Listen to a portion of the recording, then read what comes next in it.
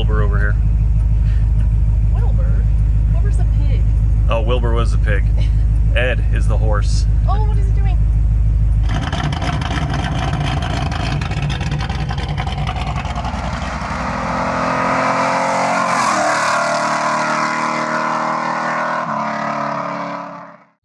Good morning, everybody. Welcome to the channel. It's a rare Friday off over here, and so the wife and I, we are going to take her car to a brewery here this afternoon. But before that, I need to check on actually a wheel well issue that I noticed the other day. So I'm going to pull out the Jeep here, and unfortunately Savannah isn't doing anything for us today, but I'm going to pull out the Jeep, pull out the car, and then we'll take a look at that, and then later on we can get going and get some cruising and have a beer. So let's go ahead and do that.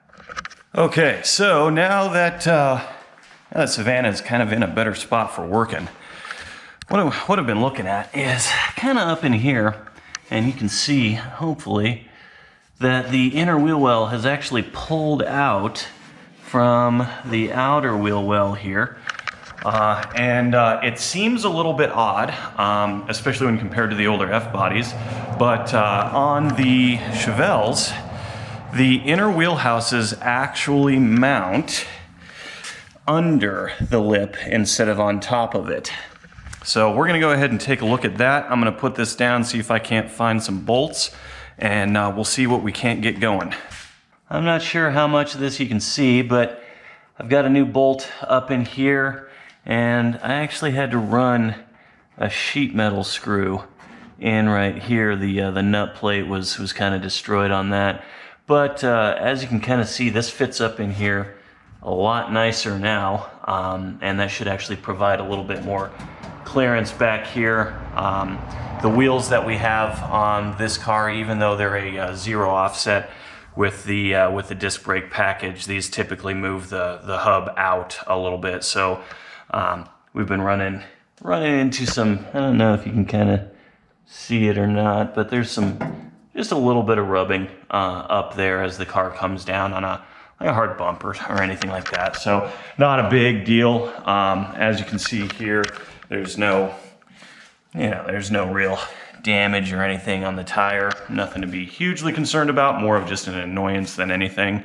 But I think we've got this buttoned up. Now we can take this out for a cruise this afternoon. We're going to go to one of our favorite breweries in Windsor. It's called Mash Lab. If you don't know about this place, check them out. They are connected with Pinky's Rod Shop, who last year won the most beautiful hot rod in America at the big show in California. So kind of high end, but as you go in and check everything out, have a beer, whatever, they've got an entire glass wall that you can just kind of look at the cars that they're working on and have a beer at the same time. So we're going to take Chase here out and have a good time.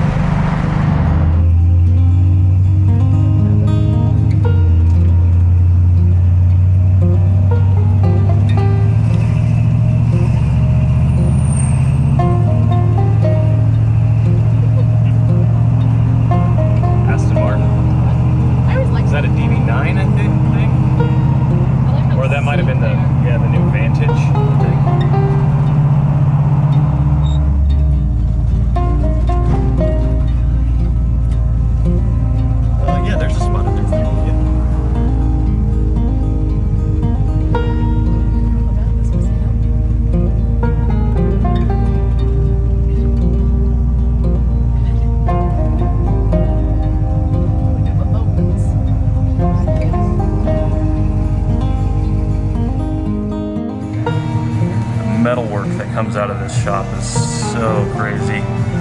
I don't know if you guys can see it, but there's a pretty heavily modified Nova 2 in the back up there. Looks like they got some Willys roadster stuff going on. And then over here is brewery. Such a cool place.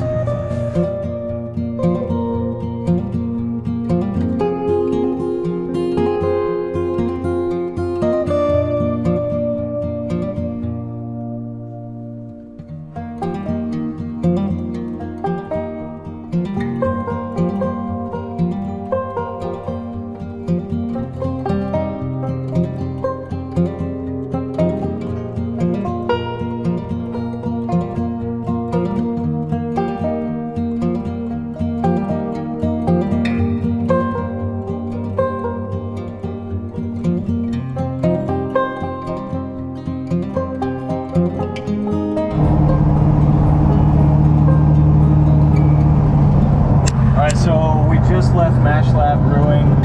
We're heading home now, and one of the things that is super nice about this car not being just crazy or anything, just, you know, basic muscle car, is hey, it's cool. It's still cool. All right, so we just got back from Mash Lab. Actually, it's a little bit later. Yours truly didn't charge the battery all the way, and it died on him. So anyway, Chase always performs exceptionally. Now, one of the things that I want to talk about here is Chase is not Savannah. So this Savannah is kind of like the quote-unquote race car of the family, while Chase, she is more of the kind of cruiser, just kind of do whatever that you kind of want to. And, you know, a lot of people, they think of muscle cars as these big, just kind of mean and powerful and just kind of menacing, and you know, they have a reputation of not driving well, and you have to sacrifice you know, driving ability for performance, things of that nature. Some of the things that you don't necessarily have to sacrifice with modern cars, for instance. But that's not really true, actually. So Chase is, you know, she's actually a really great, just kind of cruiser automobile. She's got a standard Chevy 350 in her. She sounds good, she rides good. We have somewhat modernized suspension on there, but it's nothing too crazy. And honestly, she just drives incredibly well.